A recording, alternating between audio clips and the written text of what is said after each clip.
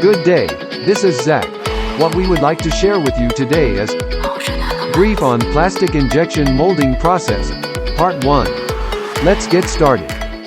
The plastic injection molding refers to the process to obtain molded products by injecting plastic materials, molded by heat into the mold and then cooling and solidifying them. Do you know what are the key points that need to be managed in this whole process? Every step in the process will affect the result of the final product. Let us take you to unlock the secrets of the plastic injection molding process today. The 5 key points of the plastic injection molding process are: first, pre-drying of plastic materials. Second, selection of the right plastic injection machine. Third, cooling system of the mold. Fourth, adjustment of injection parameters. Fifth, first article inspection and mass production. First, pre-drying of plastic materials. Most plastic raw materials will have traces of moisture attached to the surface of the raw materials. When this trace of moisture enter the high temperature barrel of the plastic injection machine, it may affect the appearance or physical properties of the product. It may also cause unstable production. Therefore, most of the plastic raw materials need to go through a drying process. Firstly, different plastic materials have different water absorption rates. The difference in water absorption comes from the polarity of the chemical formula of the raw material. Plastic materials with high polarity will have a higher water absorption rate. On the contrary, the ones with low polarity are not easy to absorb water and do not even require the drying of materials. For example, PS6 resin is a kind of plastic material with high water absorption rate. Therefore, most of the packaging bags of PS6 resin need to use aluminum foil bags to isolate external moisture instead of using paper bags. And 3 kinds of the raw materials, such as PE, PP, PS, do not need the drying because PE resin and PP resin are non-polar, and the polarity of PS resin is quite low. Even if the pre-drying is required, the time of the drying is very short. The most popular plastic drying equipment are: first, hot hair dryer, and second, dehumidifying dryer.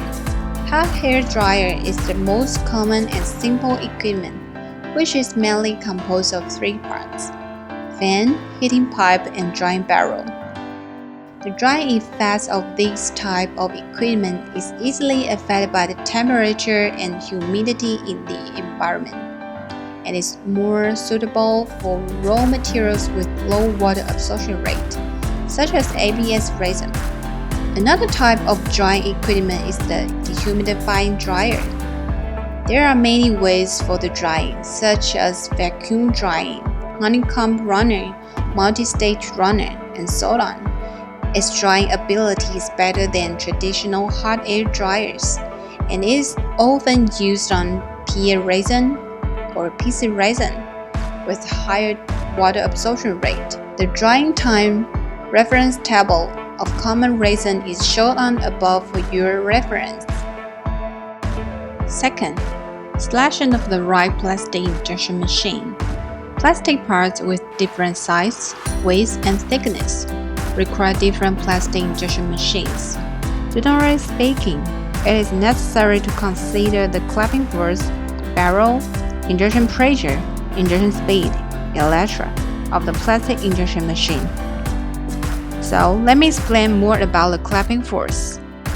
The specification of the plastic injection machine is mainly described according to its clamping force, such as the 50-ton, 100-ton, or 200-ton plastic injection machine. Take the 100-ton plastic injection machine as an example. It means that the injection machine can withstand 100 tons of captive pressure during the plastic injection process. What is cavity pressure? When the plastic materials is injected into the mold, the injection pressure needs to be greater than the flow resistance, and these two forces are in the process of resisting to each other.